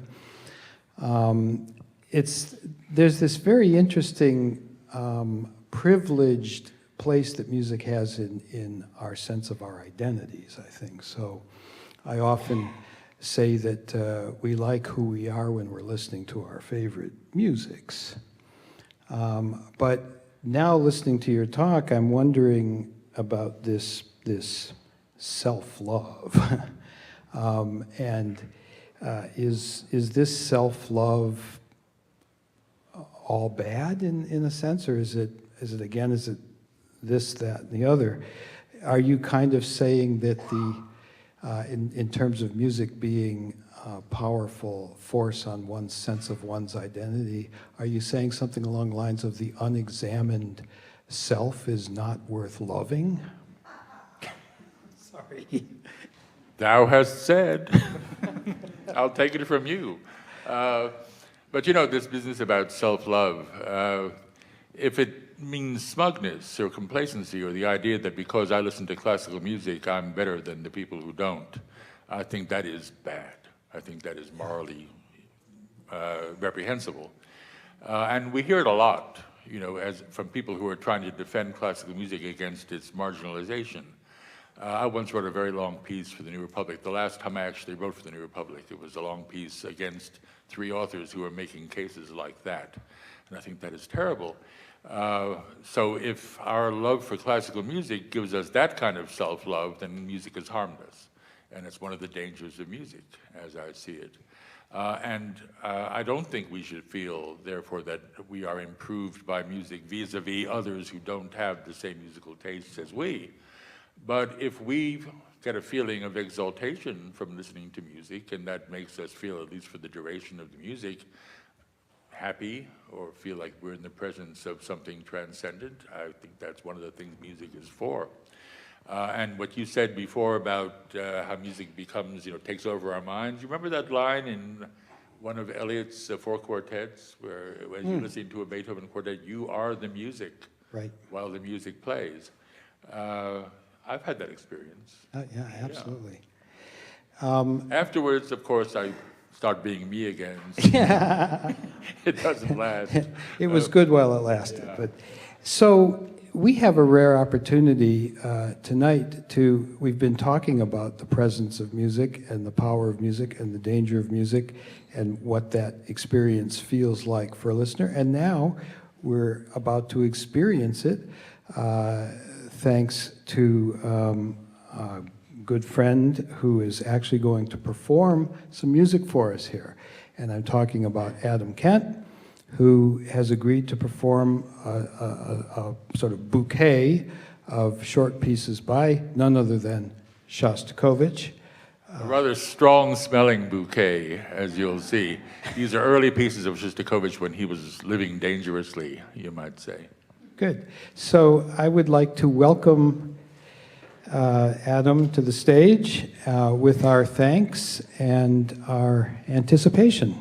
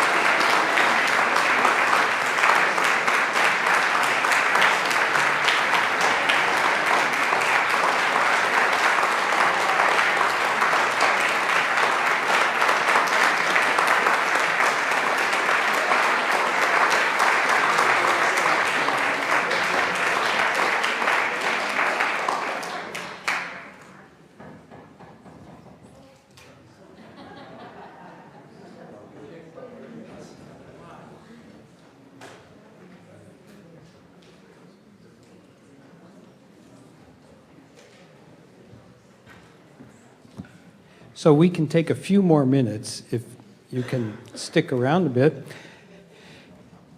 Oh, man, let's take a few seconds more to applaud this again. Yay!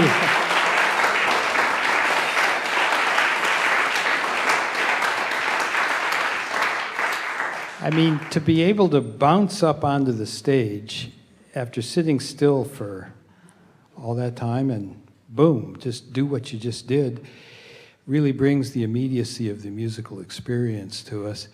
And, you know, I don't know if I could have picked better pieces to just kind of get the blood going here.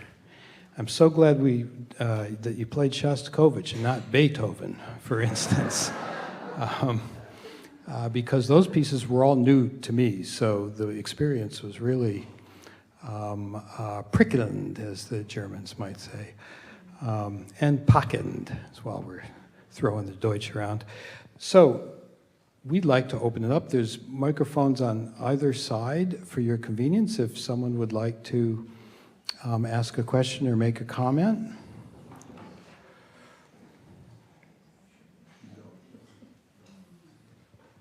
Thank you very much, Richard, for your insightful talk. It was not only insightful, but also truly enjoyable.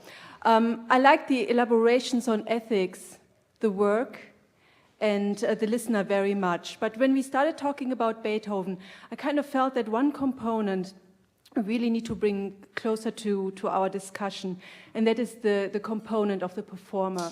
The Beethoven performance was particularly kind of gearing into that direction, because I don't think we can condemn Beethoven for being performed in that context, but we need to talk about Furtwängler and his aims, and not only Furtwängler, but the whole Berlin Symphonic Orchestra. So I think really, if we talk about the triangle of ethics, work, and listener, then we cannot forget the performer and the moral role the performer has in that relationship. Hard for me to see. Is that Tina? Yes. Yes, thank you very much. Well, I didn't mean to leave out the performer. I have given some attention to the performer in the past, and I promise to do so again in the future. Of course, the performer is the one who supplies the actual musical event that is elapsing in time. And we all know to what extent composers can be at the mercy of performers. So when I talk about music as an actual in real time elapsing event and the power of music that comes from its movement, well, I should have made it clear that it's the performer who is creating that event. Of course, following to a greater or lesser extent, and of course performers always claim to a greater extent, right, the intentions or the behests of the composer, so of course he's in the picture too, but the performer is the one creating the real-time experience of music. And at least once in my talk I did talk about the performer, although perhaps implicitly that was Birgit Nilsson, who was equally responsible with Wagner for making me collapse into a puddle of jelly one day in January of 1959. So I give her full credit. Oh, yes, ma'am. I think I can be heard, right? Yes. Speaking of Bach's St. John's Passion and Beethoven, what do you think he had in mind, Beethoven that is, when he quoted from St. John's Passion in the first movement of the A major cello sonata? I wasn't even aware that he did. I wasn't until recently, till Yes, Richard so Good pointed where it is out to me, actually. Where is it and what part of the St. It's in the middle section of the first movement that, and I'm not going to be able to sing it because I'm sort of immersed in so many other things, but it's I think it's a baritone aria. Well, I will go look it up. Yeah, And if you want I'd to love to email know. me, I'll Okay. tell you what I think. Okay, then But the this other is, question. thank you for bringing that to my attention. I It could didn't have know. been an unconscious emulation. And I mean, these guys were always kind of sometimes quoting each other with quote marks. Yeah, And yeah. sometimes just a good tune's rattling around in your head. But that's a very fascinating instance. It was to me too, because it's one of the most beautiful passages in the first movement. And now that I know that it's actually an aria, I play it very differently. You know, it's almost like seductive, but not realizing that St. John's Passion was so anti-Semitic as well. It's sort of... On the theme of Bach and anti-Semitism, you mentioned Michael Morrison, who happens to be married to a fabulous novelist, Lauren Belfer, who has recently written a novel that fictionalizes a recently discovered Bach piece that is more anti-Semitic than even the St. John Passion, and what a hot potato that thing becomes through 200 years of history. The novel's called And After the Fire, and I recently read it, and I warmly recommend it. All right. Another question. Yes, please. Which has to do with what Richard said, excuse me, Professor Taruskin. Oh, Richard is fine. But I've known you. I've been calling him Richard all day, so I think it was... Are you somebody who I know? I can't really see Yes, you. You actually gave me my first footnote in your book on Stravinsky, Barbara Heyman. Oh, well, hello. Hello. You say You something can about, call and me this is, anything you like. what did you say? I'm sorry. You can call me anything you like. Okay, thank you. Well, I was very impressed with Once your... had breakfast together at the AMS, now I remember. All Yes, right. you told me about it. I didn't even know that Back it was to the you. article I wrote on Stravinsky and Ragtime. When I was a doctoral student, it was my 2-week paper. If there are any other doctoral students. 2 You were weeks well here. spent. Yeah, that's what we do here. Well, the choice was 16th century counterpoint treatises versus Stravinsky and Ragtime. No brainer. Anyway, harmonic motion, navigating the sea of harmony in relation to Dictylieb. Not Dictylieb, but the Liebestod. Liebestod. Yeah. Could you Dictylieb would be a good example too, actually. now I'm going to get something else, and could it also apply to what makes us so moved by Barber's Adagio for strings? I'm sure that harmonic motion has something to do with it. Yep. Because I too am moved by that piece. Yeah. And of course, you and I are not the only ones. No. When pieces become standard movie soundtrack material, you know that. Well, I know they're very that. Somebody effective. wrote a whole book on it, Yes, 600 of pages. course. I Saddest know. music ever written. I have read your book. So yes, the way in which that has been adopted or appropriated, I think, shows. It says something about its Wirkung, you know? The irony about that piece, though, is that he wrote it at the happiest time of his life. And when he finished writing it, John Carlo Menotti said, Sam wrote this second movement to his string quartet, and it's a knockout. Even Barber said that, it's a knockout. But it's become our national funeral music, essentially. Yeah, yeah. Yes, Sort of an JFK and others. yeah. Yeah, It and works the other way too, you know, at Beethoven's lowest moment, when he was writing the Heiligenstadt Testament, he was working on the finale of the Second Symphony, which is about the jolliest piece he ever wrote. Yes. Thank you. yeah, I wanted to say that. Boy, isn't it something about that Barber piece? As soon as you hear the opening, you're right there. Again, this power that music has to just put you right. Actually, it's not the moment it opens. I think it's when the bass moves for the first time and it hits in a suspension. And Okay, that's yeah. movement. Yes. Yeah. Yeah. Something about music, though. I mean, how many times have you had this experience where you're driving in your car and a song comes on that was popular when you were in high school, and it doesn't just bring back a memory, it brings back a whole emotional ambiance. Kennedy's funeral all day long. Yes. Samuel Barber, you mean, the Adagio, yeah. Yeah. All day long. Yes. Yeah, yeah. Yeah.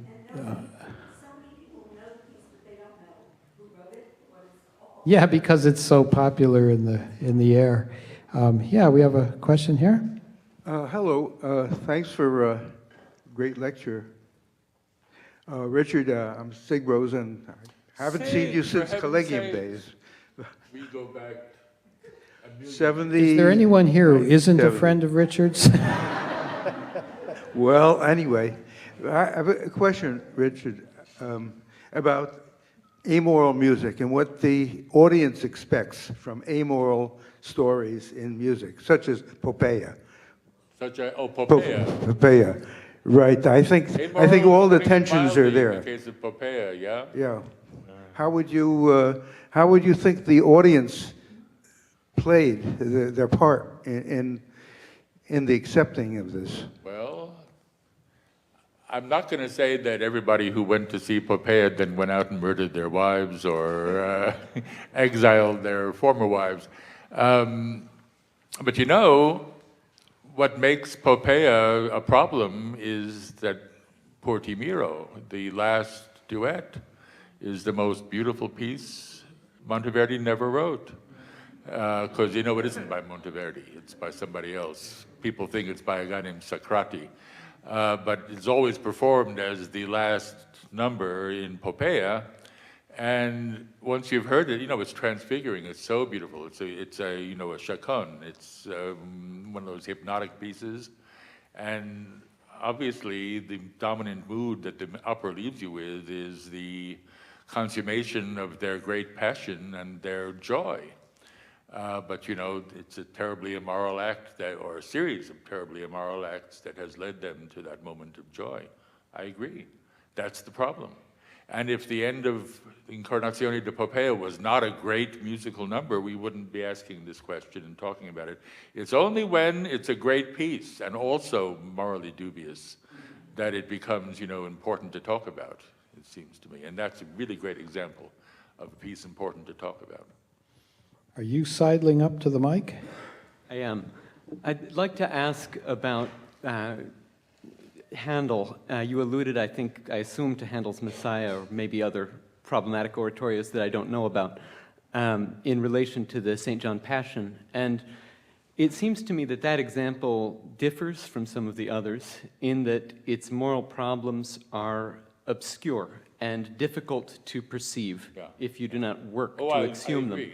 And I wonder if that changes the responsibility of the performer in any way. Well, this requires a long answer because I didn't have the Messiah in mind, but I do know Michael Marison's book. He wrote one on Messiah too.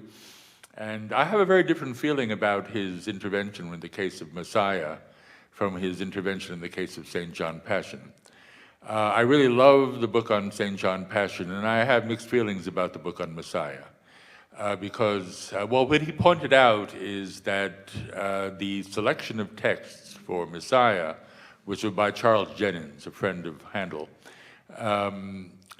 follow a tradition of biblical exegesis that celebrates the triumph of the church over the synagogue, is how it's often put, the demise of Judaism and the triumph of Christianity. And he points out that there are many elements of the text that could be construed as anti-Judaic, if not anti-Semitic. In one version of this work of his, he looked at I forget what the number is. Thou shalt break them. Thou shalt break, yes. And he said this is an imitation of Jewish speech. He thought better of that one. But I don't like that intervention nearly as much as the one about the St. John, because with the St. John intervention, he solved a social problem. And with his intervention with Messiah, he created a social problem. Nobody had been listening to Messiah that way for hundreds of years, you know, until he pointed out. And then he didn't put it, he said, there are two ways you could put this. One way is to say, you know, Messiah, which we all love as a wonderful celebration of the radiant Christian message, originally it had a different meaning. Isn't that interesting? Or you could say, and this is what he seemed to be saying, that piece you like so much, it really means this. And you never can say about a piece of music, it really means only this and not that. It means all the things that have accreted to it over the course of all these years. And it's of great interest to know about the anti-Judaic reading of the text of Messiah, but it doesn't mean that that becomes the meaning of the music, or the meaning of the setting, at least. So as I say, I have mixed feelings. The Handel oratorio that I've always used in teaching was not Messiah, it was Israel in Egypt. And I love playing the 10 Plagues because it's all word painting. It's the greatest masterpiece of word painting ever. And for that reason, it is hilariously funny. And so I love to play the 10 Plagues, and they go through the frogs and the locusts and the hail, and the class is having a ball. They're laughing it up. And then comes, he smote all the firstborn of Egypt, and the class is laughing again. And then I wheel around and say, hey, what are you laughing at? Innocent boys are being slaughtered. Is that funny? What kind of people are you? And that's when people realize, well, if I'm lucky, and if the lesson goes just the way I plan, which it does, 5% of the time. But the points I want to make, first of all, is that word painting is essentially humor. And so there are other ways that other composers found that were superior to word painting for expressive purposes when we want to be serious. But Handel was consciously using humor here because a large part of the biblical story of the 10 Plagues involves the mockery of the Egyptians and the withholding of empathy from the Egyptians. And Handel is manipulating us, when we listen to his portrayal of the 10 Plagues, into mocking and not feeling sorry for the suffering Egyptians. And then when we put this in the context of the contemporary Middle East, it really becomes uncomfortable to listen to or talk about Israel and Egypt. So that's the one that I use. And it's great for my purpose, which is always, to make the class feel like, what's wrong with us? The way we're responding to music. It really drives home the idea that music can be dangerous. Great music can be dangerous. The greater it is, the more dangerous it is.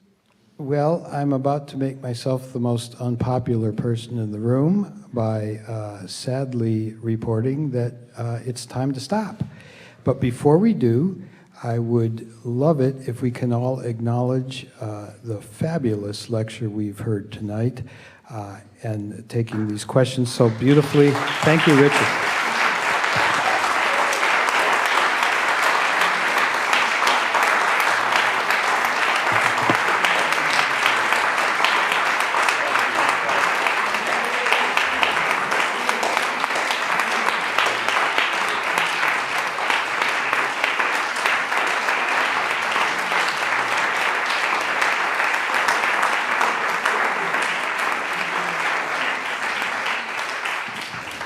And thank you.